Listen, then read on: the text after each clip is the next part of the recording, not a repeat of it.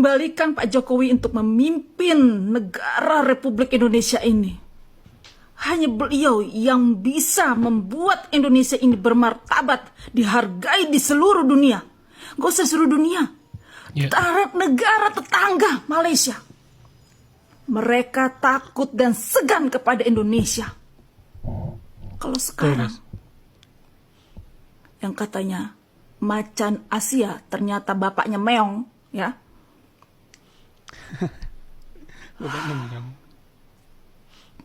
Malaysia ikut lagi menguasai emang Indonesia. sedih ya guys ya. Ikut bersama-sama mengelola kekayaan Indonesia, yang dimana Bapak Jokowi sudah sangat tegas mempertahankan. Ya. Jadi tolong kembalikan Bapak Joko Widodo untuk Indonesia. Ya kalau Pak Jokowi, Cina aja dilawan kan soal Laut Natuna ya kan, dilawan sama Pak Jokowi teman-teman. Soal kedaulatan itu tidak ada kompromi ya kan teman-teman. Jenderal, saya menyesal memilihmu. Ya, yuk netizen Indonesia ngumpul yuk.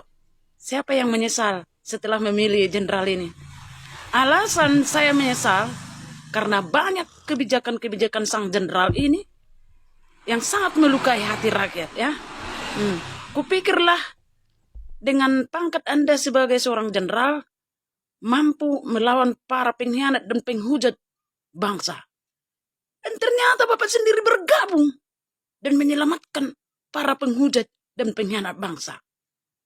Bapak melepaskan koruptor-koruptor dan bergabung dengan mereka. Ya, sudah lama ku pantau Pak. Semenjak Bapak tidak membela sedikit pun di mana para pejabat-pejabat tinggi ingin memakzulkan Mas Gibran sebagai wakil presiden. Bapak hanya diam. Ya, sementara Bapak berwenang sebenarnya untuk berbicara melindungi Pak Mas Gibran. Yang kedua, Mas Gibran Bapak setujui untuk pindah tugas dan berkantor di Papua. Apa maksud Bapak? Yang saya ketahui, presiden dan wakil presiden berkantor berbarengan dan bekerja berbarengan. Itu sebagai wakil Bapak untuk bekerja, mendampingi Bapak kemana-mana pun.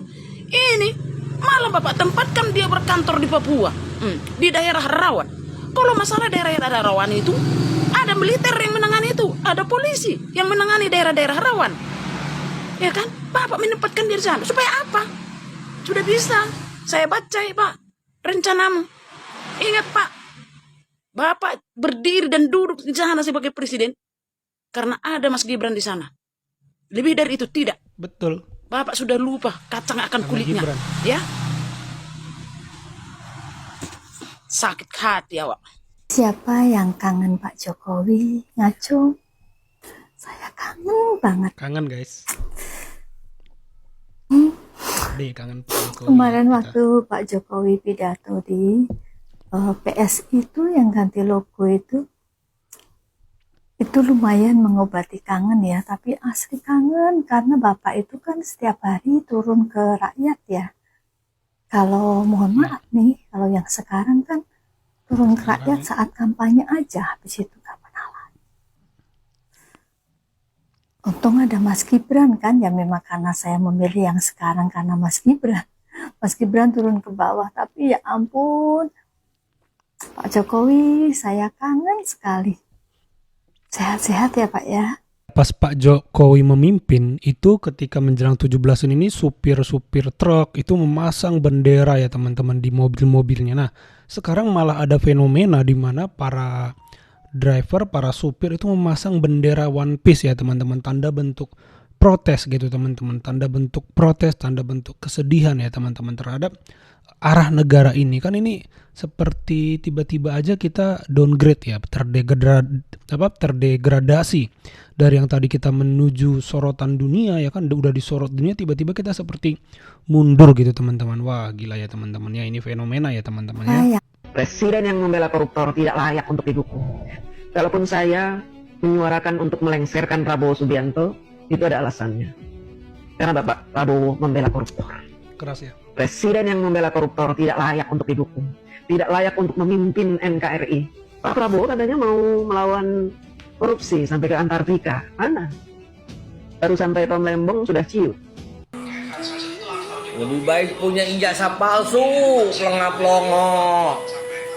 Dibilang Cina, dibilang bego, dibilang tolol, tapi berani menjaga NKRI. Daripada yang punya titel Jenderal Bintang 4, koruptor dibebaskan.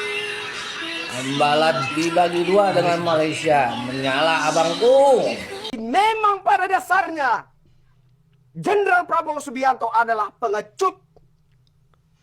Sehingga Keras sekali guys. dia lebih mementingkan bagaimana posisi jabatan saya sebagai Presiden Republik Indonesia ini aman. Saya mengamati seakan-akan dia mengharapkan suatu kondisi pemerintahan yang non-oposisi. Sehingga yang dia lakukan sejak dilantik hingga saat ini, apa Pak Budius? Bagi-bagi. Lobby sana, lobby sini, hanya untuk mengamankan posisinya. Dia sudah kerja apa? Kepemimpinan Prabowo itu mungkin hanya sebatas satu periode ini saja, bro. Banyak masalah di zaman Prabowo. Mulai pembebasan para koruptor, Hasto dan Lembong, masalah rekening yang diblokir, masalah makanan bergizi yang nggak kunjung datang, nggak beres lah pokoknya. MBG. Banyak rentetannya, bro. Jadi saya pikir saya pendukung Prabowo cukup hanya satu periode ini saja. Nggak ada yang istimewa. Banyak kurangnya, bro. Menarik ya. Kalau nggak percaya, saya pendukung Prabowo dari awal ya, sampai akhir. Lihat saja di konten-konten saya. Sekarang ya saya ikuti masyarakat saja. Prabowo mengecewakan. Lo mau berlagak jadi pahlawan kesiangan. Iya. Iya. Lo mau berlagak jadi pahlawan kesiangan. Ntar dibikin gaduh dulu soal masalah bank. Ya ta, ntar ujung-ujungnya buka tuh ya rekening-rekening yang diblokir, suruh buka kayak gas waktu itu peraturan-peraturannya. Dia yang buka buat lilit sendiri, ntar dia juga berlagak jadi pahlawannya kan si omon-omon. Nanti gaduh Indonesia. Ntar dia bilang, selamatkan rakyat Indonesia, bukalah rekening-rekening rakyat Indonesia. Jangan sampai uang rakyat itu diambil. Cus! Emang anjing emang. Ya, kayak dia iniin Hasto, ya kan? Ujung-ujungnya dia minta, suruh bebasin si Hasto. Itulah. Begitu juga dengan apa yang terjadi di Indonesia. ATM kosong semua, ya ta. Terus uang-uang orang ditarik semua, udah gaduh. Dia nanti berlagak jadi pahlawan kesiangan. Emang salam waras. Emang nggak tahu taktik lo? Ya dah. Emang gua nggak tahu taktik lo. Ntar dia berlagak jadi ini. Buka aja, jangan sampai mengsarakan rakyat. Itu namanya peraturan lo tuh. Berlaga-laga jadi pahlawan kesiangan lo nantinya. Emang dasar.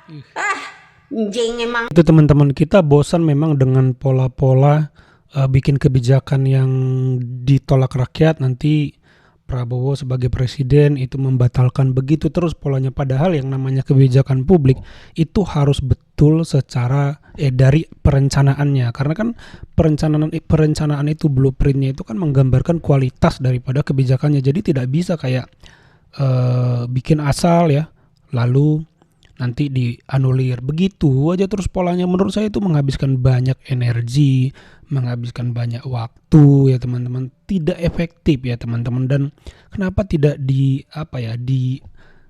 dari awal tuh sudah bagus, sudah mantap gitu untuk mensejahterakan rakyat, kebijakan itu tidak nyusahin rakyat ya, daripada dianulir, dibatalkan ya. Ini polanya ya seperti nggak tahu disengaja apa gimana ya biar ada hero muncul ke permukaan. Ini kan membingungkan ya, berulang terus teman-teman gitu kan. Kita tidak senang dengan model-model begini ya. Ya Kalau menurut teman-teman bagaimana, coba tambahkan di kolom komentar. Itu saja video kali ini, terima kasih yang sudah menyimak sampai selesai. Sampai jumpa di video saya selanjutnya.